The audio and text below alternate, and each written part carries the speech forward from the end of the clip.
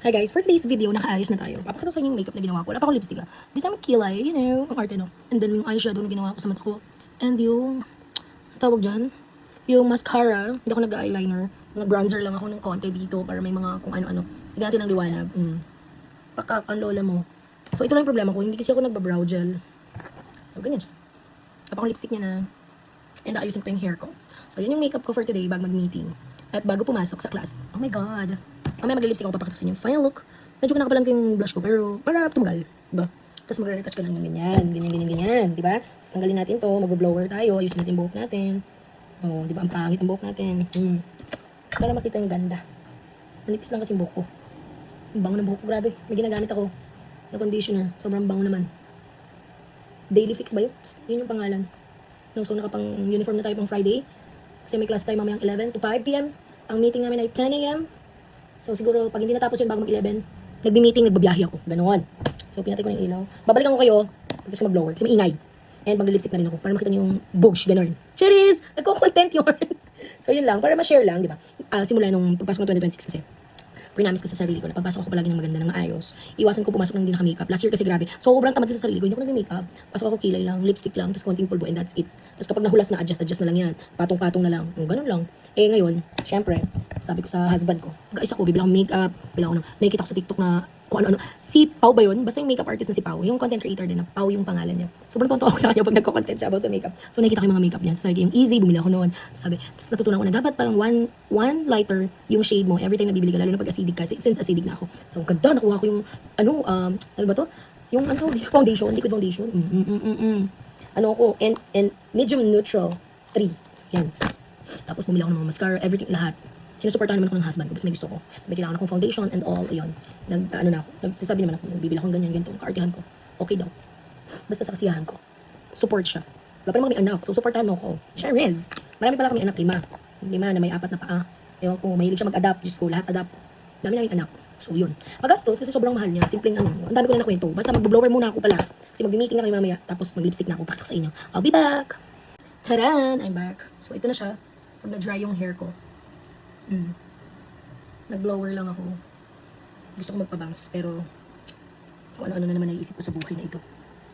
So ayan na siya. Na-dry na siya. Diba? Feel na feel ko na naman yung hair ko today. Sobrang lambot niya. Grabe guys. Ang ganda ng conditioner na nagamit ko. And what I really love sa buhok ko is, tignan nyo ko. Hindi ko pa yan ini-straight. Pag ganyan na siya. Oy! Grabe ka. Yung hair ko is natural straight. Hindi ako nagpa-reband or anything. Nagkukulay ako, oo. Pero sobrang tagal na. Tapos hindi talaga ako nagpa-reband. Papahat oil lang ako. Tapos daris, parang gupit-gupit na lang. Diba? Ganyan siya kaganda. Yung mga ate ko, ano yun, sabog yung buhok nun, nagpapariband yung mga yun. Sabi nila mama, ang nakuha ko doon na buhok is yung kay papa.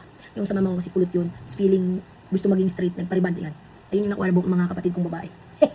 So ako, maganda. Charez. So ito na ang look natin for the meeting today. Hinihintay na lang namin yung link, parang wala pa naman siya. So maglilinis muna ako saglit sa aming tahanan. And then, magjo-join sa meeting and papasok. I really love my look for today. Shining shimmering. Yung lipstick ko parang ano lang siya. Nude lang. Nude ba tawag yun? Basta ganun. Hindi siya, dati pula-pula yung lips ko parang ganito. Tignan nyo. Hindi na ako naglilips ng parang sobrang-sobra. Yung parang gantong red, hindi na. Minsan na lang. Pag gusto ko maging maldita, lalo na sa klase ko, napakagulo. Yun. Pero ngayon, ano lang tayo. Very virgin lang yung mukha na to. Virgin yun. So yun nga. Dito ako sa aming kwarto. Alam mo guys, ito talaga yung problema ko. Ito yung pinaka-insecure na insecure ako. Sabi nila, may ilong naman daw ako. Kung makikita naman, may ilong naman talaga ako. Diba? Ilong naman tayo. Pero dito, malaki yung ditong area niya. So gusto ko parang, ganito siya. Diba? Parang ganun siya. Tapos, medyo malalim kasi yung dito. Sakto lang naman. Mayroon naman, pero gusto ko sana umangat ang konti. So sabi ko sa husband, gusto ko magpa-ilong. Sabi niya, sige, go support. May pera ka. Kasi wala pa akong pera. Wala pa akong pera at marami pa nangyari sa buhay namin for today's video. Saka ko na i-share. Pag naka-recover na kami. Pero yun nga, ito yung papagawa ko. May mga kilala naman ako at naging friends na naka-experience ilong nila. Hindi naman kailangan ng sobrang revision. I mean, gawa. Hindi pa naman ako napapagawa. Gusto ko lang mga ng konting ganun. Meron naman akong ilong. Grabe naman kayo.